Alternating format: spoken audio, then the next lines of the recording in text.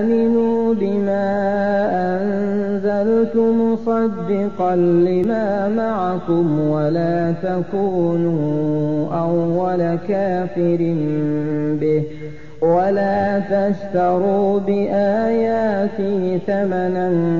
قليلا وإياي فاتقون ولا تلبسوا الحق بالباطل وتكتموا الحق وأنتم تعلمون وأقيموا الصلاة وآتوا الزكاة واركعوا مع الراكعين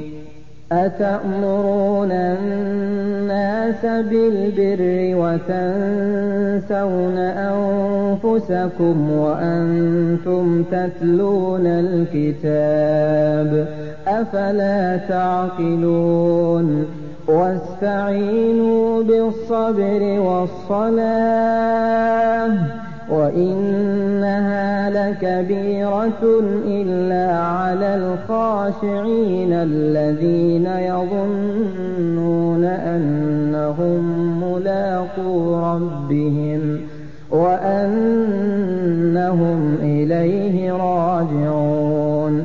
يا بني إسرائيل اذكروا نعمتي التي أنعمت عليكم وأني فضلتكم على العالمين واتقوا يوما لا تجزي نفس عن نفس شيئا ولا يقبل منها شفاعة ولا يؤخذ منها عدل ولا هم ينصرون وإذ نجيناكم من آل فرعون يسومونكم سوء العذاب يذبحون أبناءكم ويستحيون نساءكم وفي ذلكم بلاء من ربكم عظيم وإذ فرقنا بكم البحر فأنجيناكم وأغرقنا